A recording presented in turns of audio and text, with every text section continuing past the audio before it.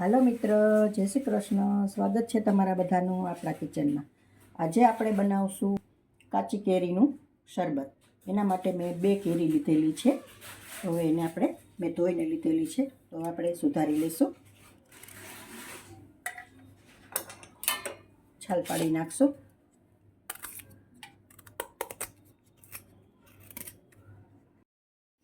છાલ પાડીને તૈયાર છે. હવે આને આપણે નાના નાના ટુકડા કરી લઈશું.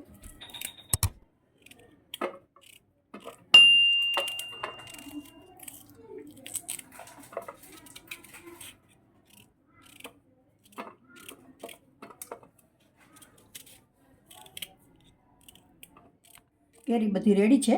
હવે આપણે આને બાફવા મૂકી દઈશું. અને કુકરમાં પાણી લીધેલું છે.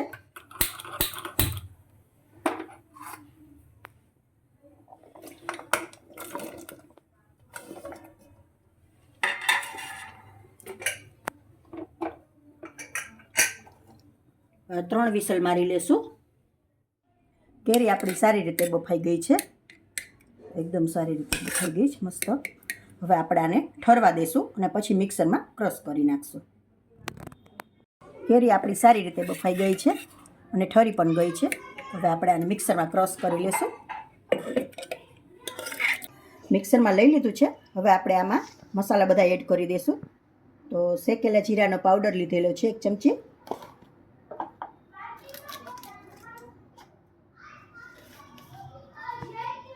અડધી ચમચી સંચર પાવડર,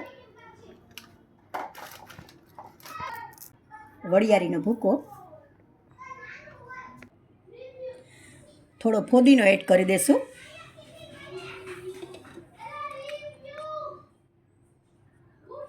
મરી પાવડર એડ કરી દઈશું.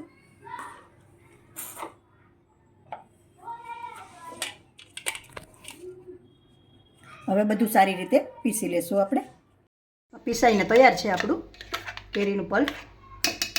હવે આપણે આના માટે ચાસણી બનાવી લેશું. તો એના માટે મેં 200 ગ્રામ ખાંડ લીધેલી છે. 250 ગ્રામ કેરી હતી, એના સામે 200 ગ્રામ ખાંડ લીધેલી છે. હવે આપણે ચાસણી બનાવી લઈશું.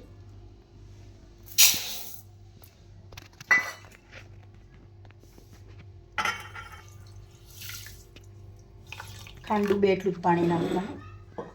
તો ચાસણી આપણી તૈયાર છે. જો એક તારની ચાસણી જોઈએ આપણે.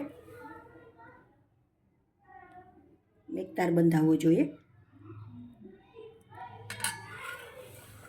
હવે આપણે આમાં થોડો લીંબુનો રસ હું એડ કરું છું, એટલે આપણી ચાસણીમાં છે ને ક્રિસ્ટલ ન બને એના માટે. 1 મિનિટ માટે ચલાવશું. લીંબુનો રસ એડ કરેલો છે ને એટલા માટે.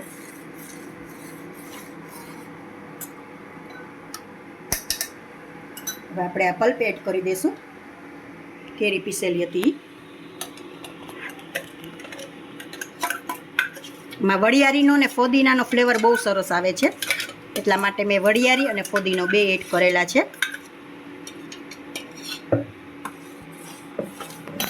સારી રીતે મિક્સ કરી અને ચલાવશું થોડી વાર.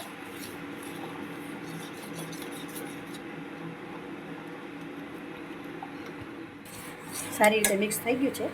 હવે હું થોડો ફૂડ કલર એડ કરું છું, એટલે કલર સરસ આવે.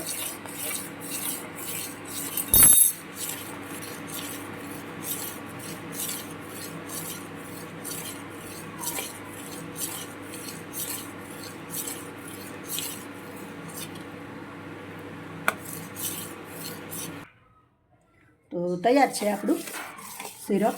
હવે આપણે આને ગાળી લેશું, એટલે કેરીનું છોતા કેવું રહી ગયું હોય તો બધું ગળાઈ છે.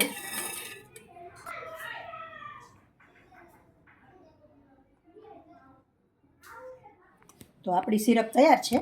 તો હવે આપણે શરબત બનાવી લેશું. એના માટે મેં ગ્લાસ લીધેલો છે. એમાં 4 ચમચી એડ કરી દઈશું આપણે.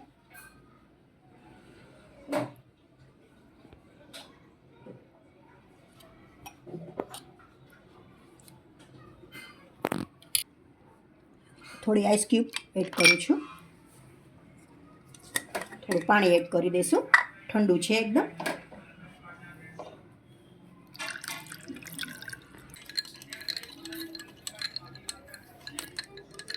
સારી રીતે મિક્સ કરી લેશું.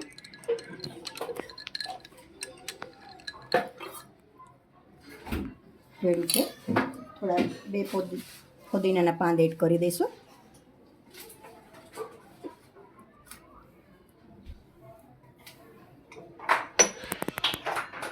લીંબુ રાખી દઈશું.